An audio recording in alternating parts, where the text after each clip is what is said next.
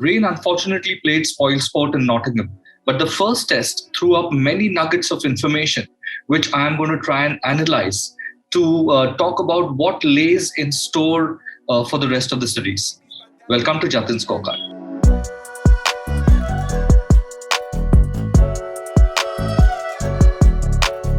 Let's start with the playing 11. I think India will stick to the same playing 11. I thought even though Ashwin's exclusion was a bit surprising, Jadeja proved, why they did it, because they wanted a little more depth in batting.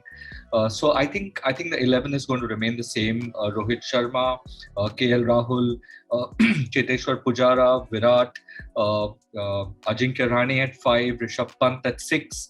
Jadeja 7, Shardul Thakur I think will retain his place in the 11 at 8, and then you have the three fast bowlers Shami, Bumrah and Siraj.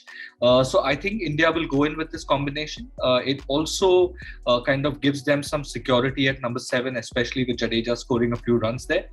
So I think they ended the test probably in a 65-35, maybe 70-30 advantage. So they would think that, hey, if things have gone well, why do we need to change the playing 11? The other big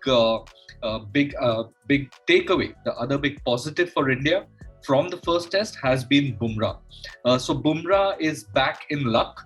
For this fantastic bowler, Lady Luck has kind of evaded him for far too long. Just the amount of times he beats the bat is mind blowing. And I think he showed it in the first innings by getting Rory Burns out in the first over itself, that Bumrah is back, and I think he will now spearhead this bowling formation for the rest of the series.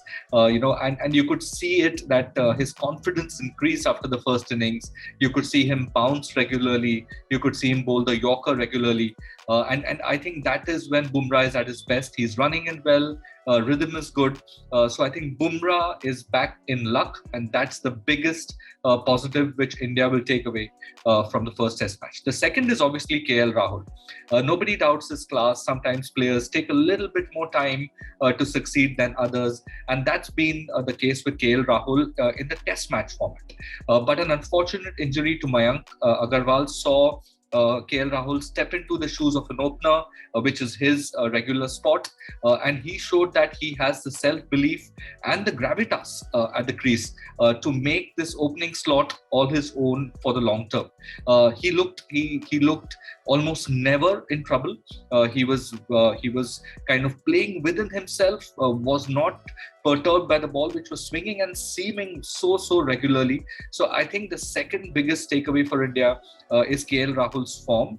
And now it's up to KL Rahul to really use this opportunity, to use this platform from the first test and make this series his own.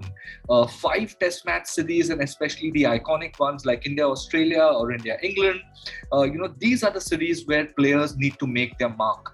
These are the series where they need to stamp their presence on the international arena. And I think KL Rahul has the stage set for him, and now it is up to him to make it count and to be the front runner in this Indian batting lineup for the rest of the series. The third is obviously Joe Root. He was magnificent. You could see that he was kind of trying to take control of the situation in his own way, playing within himself, playing with his partners. Even though wickets fell at the other end, he rarely looked in trouble.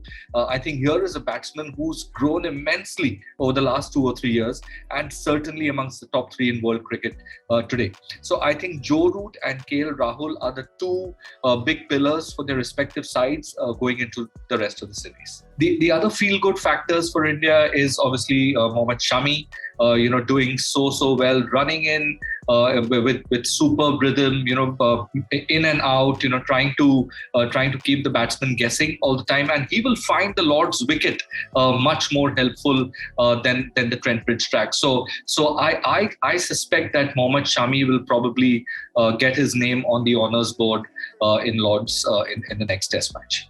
All in all, I think it's going to be a cracker of a test match at Lord's. Let's hope the rain stays away, because it really kind of takes away from the momentum which is continually building in this India-England series.